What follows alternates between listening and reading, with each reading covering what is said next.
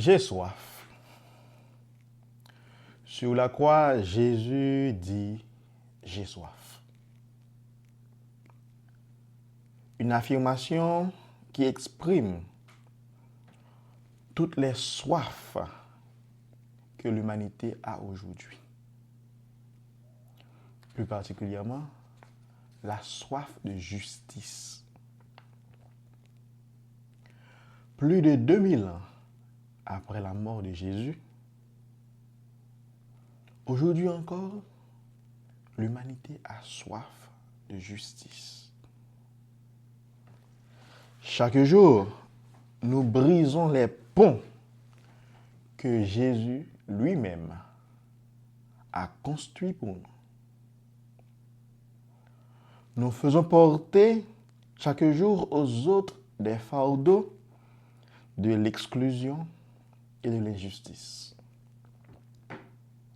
Nous mettons en place des lois pour protéger les intérêts des plus forts contre ceux des plus faibles. Chaque jour, nous excluons nos frères et sœurs et nos relations avec eux ne les humanisent pas, mais plutôt les réifient en leur enlevant leur dignité d'homme et de femme. Nous augmentons la soif de Jésus aujourd'hui à chaque fois que nous rejetons l'autre. Nous augmentons sa soif lorsque nous faisons la guerre. Nous tuons des innocents. Nous augmentons la soif de Jésus à chaque fois que nous appliquons la loi de la jungle, la loi du plus fort. Tant de réalités d'injustice et de guerre mettent à sec le cœur de Jésus aujourd'hui. Les hommes se battent pour les ressources. Ils manipulent les uns les autres. La corruption, l'impunité, le non-respect des droits fondamentaux, les persécutions raciales et ethniques, le rejet de l'appartenance de l'autrui sont toutes les formes de mal qui aujourd'hui rend Jésus assoiffé. Et ce sont toutes ces formes de mal que Jésus veut dénoncer aujourd'hui.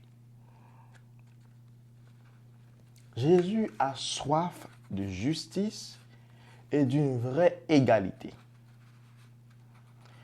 Il a soif d'un monde capable d'offrir à tous et à toutes les mêmes chances. Il a soif de voir que nous puissions construire des ponts. Il a soif d'amour authentique, capable de nous permettre d'être des agents de justice partout où nous soyons. Sur la croix, Jésus a soif d'une meilleure intégration de chacun et de chacune. Comme chrétiens et chrétiennes, à la suite de Jésus, aujourd'hui, je suis invité. Tu es invité. Il est invité. Nous sommes tous invités à étancher la soif de Jésus par notre manière de travailler en faveur de la justice dans notre vie quotidienne. Nous sommes invités à étancher sa soif par l'accueil que nous offrons à nos frères et sœurs, par la manière dont nous nous entraidons ensemble pour faire jaillir la solidarité et la compassion dans le monde. Amen. Père, pardonne-leur car ils ne savent pas ce qu'ils font. Bien chers frères et sœurs, à la fin du carême, nous arrivons au sommet de la mission de Jésus. Tout ce chemin de 40 jours, fait de prières, de conversion, d'aumône et de dévouement, nous conduit ici, devant la croix. C'est là que se dévoile pleinement le cœur de Dieu, là que l'amour atteint son expression la plus haute. Au milieu de la souffrance, de l'injustice, Jésus prononce des paroles qui bouleversent. Père, pardonne-leur, car ils ne savent pas ce qu'ils font. Alors qu'il est rejeté, humilié et cloué au bois, il ne répond pas par la colère. Il choisit d'aimer jusqu'au bout. Il a compris ainsi la mission qu'il est venu bâtir, une mission de miséricorde, ouverte même à ceux qui l'ont blessé. Nous aussi, comme ceux qui l'ont crucifié, nous faisons parfois du mal sans le savoir. C'est le mystère de la liberté que Dieu nous a donné. Nous pouvons choisir la vie ou la mort, l'amour ou l'indifférence. Et pourtant, malgré nos mauvais choix, Jésus continue de tout donner. Il pardonne, il relève, il espère encore. Saint Ignace de Loyola nous rappelle que l'amour doit se mettre plus dans les actes que dans les paroles. Sur la croix, Jésus ne se contente pas de parler d'amour. Il pose l'acte suprême, celui de pardonner. Son pardon n'est pas un sentiment abstrait, mais un geste concret, un choix libre, un don total. C'est l'amour incarné, offert sans condition. En ce vendredi saint, nous contemplons ce pardon comme le dernier cadeau de Jésus, celui qui œuvre un chemin de réconciliation pour chacun de nous.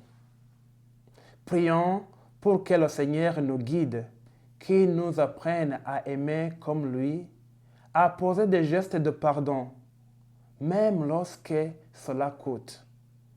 Que l'Esprit Saint façonne en nous un cœur capable de miséricorde, afin que nos actions deviennent à notre tour un signe d'amour. Père, entre tes mains, je remets mon esprit. Par cette parole, Jésus offre sa vie au Père infiniment bon. Ces paroles nous rappellent comment Jésus a été, est et demeure encore obéissant au Père. Il a été obéissant jusqu'à la mort. Jusqu'à la mort, il a exprimé sa connexion affective avec Dieu. Tout en revêtant de notre humanité, il s'est fait vulnérable. Et sa vulnérabilité l'a conduit à la croix pour nos péchés. Mais par la croix et par la souffrance, Jésus nous exprime sa fidélité au Père. Cependant, dans la vie courante, nous ne sommes pas toujours fidèles à notre mission. Nous ne sommes pas toujours fidèles à ce que le Père nous demande. Dans les moments de tribulation, nous sommes parfois séduits par les valeurs du monde et nous nous perdons. Nous ne suivons pas toujours le vrai chemin. Nous expérimentons les paroles de Saint Paul. Le bien que je veux faire, je ne le fais pas. Cependant, je fais le mal que je veux fuir. Pourtant,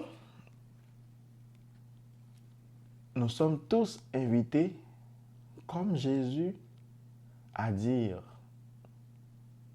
Père, entre tes mains, je remets mon esprit. Père, entre tes mains, je remets ma faiblesse. Père, entre tes mains, je remets ma souffrance. Entre tes mains, Seigneur, je remets tous mes projets et je veux m'abandonner à toi. Est-ce que nous sommes tous invités à dire, lorsque la vie est difficile, dans les moments les plus noirs, dans nos adversités, offrons au Père notre vie, nos misères et nos limites. Comme Jésus, restons obéissants à notre Dieu. Et le Père nous attend et nous donnera la force. Dieu prendra nos faiblesses avec lui, car à l'instar de Paul, nous aurons à déclarer, lorsque je suis faible, c'est alors que je suis fort, car je sais que le Père est avec moi. Amen.